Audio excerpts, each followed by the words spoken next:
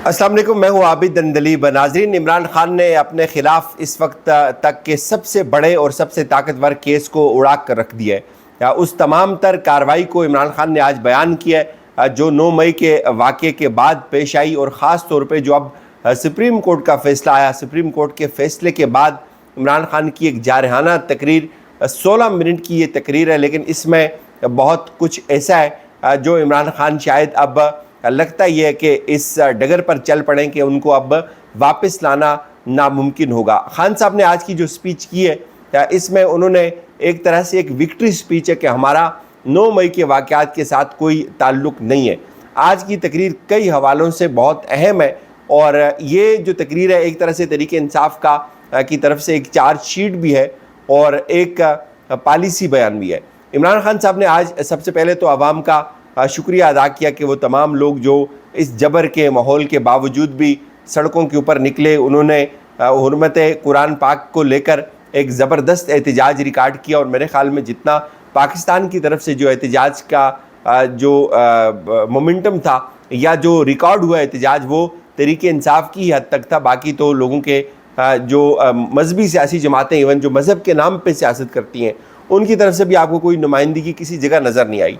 बहरहाल उसका भी मीडिया ब्लैकआउट हुआ, और उसके साथ साथ इवन के यहाँ तक देखा गया कि तहरीक इंसाफ के झंडों तक को उतारा गया। ये वीडियोस खुद ट्वीट हुई। अब खान साहब ने लोगों का शुक्रिया अदा किया कि आप इस जबर के माहौल में भी बाहर निकले, और फिर उन्होंने जो बात की वो की सुप्रीम कोर्ट के फ़ैसले के ऊपर। सुप्रीम कोर्ट का फ़ैसला ज़ाहिर है, हमने आपको बताया था कि ये एक बहुत ही लैंड स्लाइडिंग विक्ट्री है इमरान खान की। ये सुप्रीम कोर्ट का जो फ़ैसला है, ये कानूनी एतबार से बहुत सारे केसेस में, लोअर कोर्ट्स के अंदर अब जो केसेस चलेंगे, उनमें एक एग्जाम्पल के तौर पर, एक दलील के तौर पर पेश किया जाएगा कि 9 मई के वाक़यात के अंदर इमरान खान को घसीटना, इमरान खान का इसमें इन्वॉल्व होना, इसलिए अब जो है वो एक बईद क़यास है या एक नामुमकिन है। चूँकि इमरान खान ने ख़ुद कोर्ट रूम के अंदर बैठ कर रोस्ट्रम में खड़े होकर हमारे सामने ये गवाही दी थी कि मुझे इस किसी चीज़ का कोई इल्म नहीं है।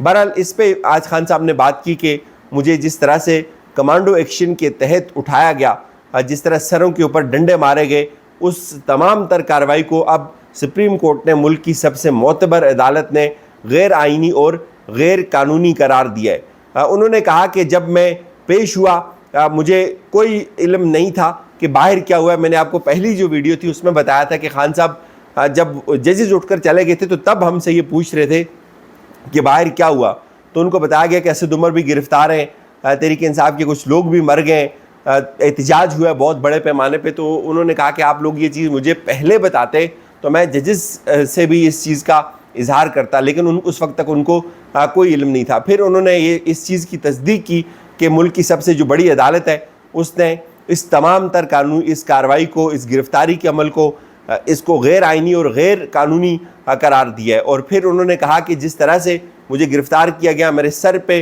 डंडे मारे गए, खून निकाला गया, वकला को गिरफ़्तार किया गया, उनके सरों के ऊपर डंडे मारे गए, शीशे तोड़े गए अहाता अदालत के अंदर से, ये जो गिरफ़्तारी थी, और इस तरह से गिरफ़्तार किया, उसकी वीडियोज़ शेयर की कि जैसे कोई दहशतगर्द या कोई बहुत बड़ा मुजरम है। और फिर पूरी दुनिया में ये खबर भी चलाई गई कि ये कोई करप्शन का केस था और इमरान खान ने जैसे कोई बहुत बड़ी करप्शन की हो। लगता है कि इमरान खान को इस चीज़ का भी बहुत अफसोस है, बहुत दुख है।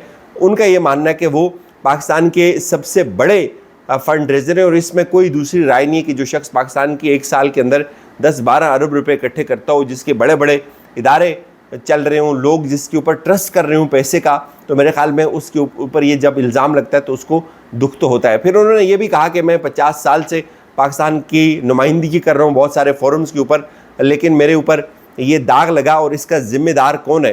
क्या इसका ज़िम्मेदार वज़ीर दाखिला है, वज़ारत दाखिला इसकी ज़िम्मेदार है, या चेयरमैन नेब इसके ज़िम्मेदार हैं?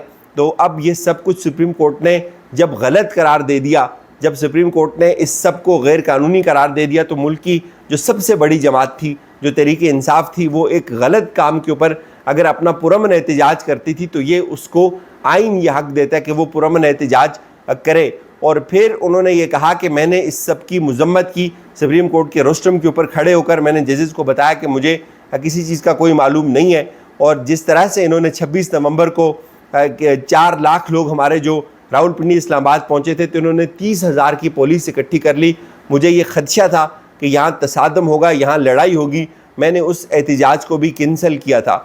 ہر بار ہم پرامن احتجاج کرتے ہیں اور یہ پاکستان کی ہسٹری کا سب سے بڑا پرامن احتجاج تھا, لیکن اس کو بھی غداری سے انہوں نے کہا کہ ڈکلیئر کیا ہے.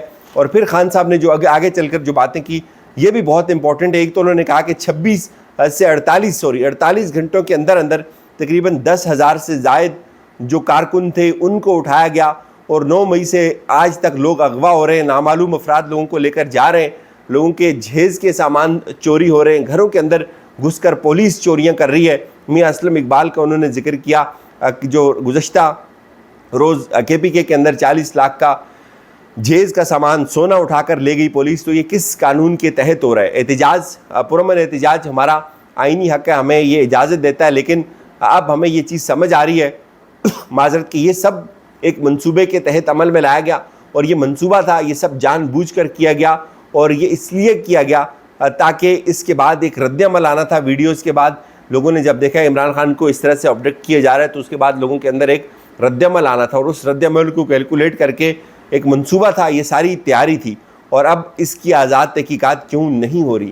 ہم یہ چاہتے ہیں کہ اس کی آزاد تحقیقات ہونی چاہیے کہ یہ سب کس نے جلایا, اور ہم مطالبہ کرتے ہیں اس کی آزاد تحقیقات ہوں, اور ہم ثبوت دیں گے. ہم تمام ثبوت ہم نے اکٹھے کیے ہوئے ہیں, اور یہ بات عمران خان ایک دفعہ نہیں کر رہے, بارہا یہ بات کہہ چکے ہیں کہ ہم ثبوت دیں گے کہ یہ سب کس نے کیا. اور پھر جو کچھ میرے گھر کے باہر کرنا تھا اسی طرح کا یہ بھی پلاٹ تھا, اسی طرح کا یہ بھی ایک ڈیزائن تھا.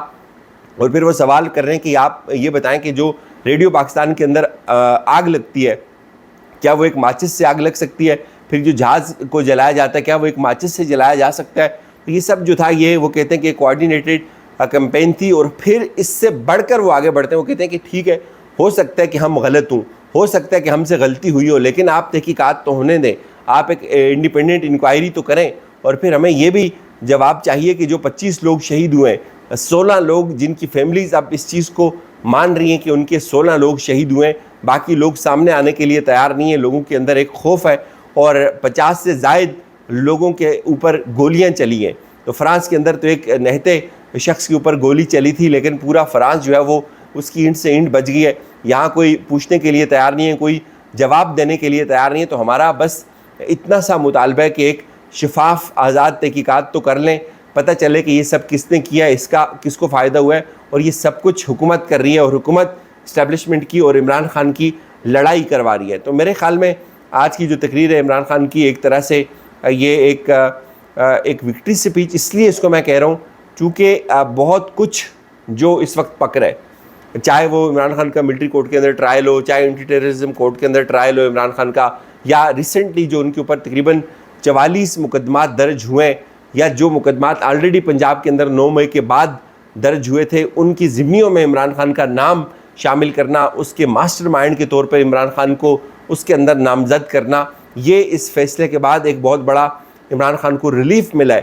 اس فیصلے کی صورت میں چونکہ سپریم کورٹ کا یہ فیصلہ ہے کہ عمران خان کو اس چیز کا معلوم نہیں تھا, انہوں نے اس چیز کو انشور کیا کہ وہ ایک امن پسند شہری ہیں, اور وہ اس جو کچھ بھی ہوا اس کی وہ مذمت کرتے. تو بہرحال عمران خان کے لیے ان کی یہ جو وکٹری سپیچ ہے ایک طرح سے کانفیڈنس دے رہی ہے ان کے تمام جو سپورٹرز ہیں ان کے لیے. اور یہ جو ریلیف ہے سپریم کورٹ کا, اس میں عمران خان کو آگے جو کیسز ہوں گے لوئر کورٹس کے اندر, جو دیگر مقدمات چلیں گے, وہاں پہ یہ ایون کہ ملٹری کورٹ کے اندر بھی عمران خان کا اگر ٹرائل ہوتا ہے تو یہ جو کیس کا یہ جو فیصلہ ہے یہ ایک ایگزامپل کے طور پر ضرور پیش کیا جائے گا. ہمیں اجازت دیجیے, اپنا خیال رکھیے گا. خدا حافظ.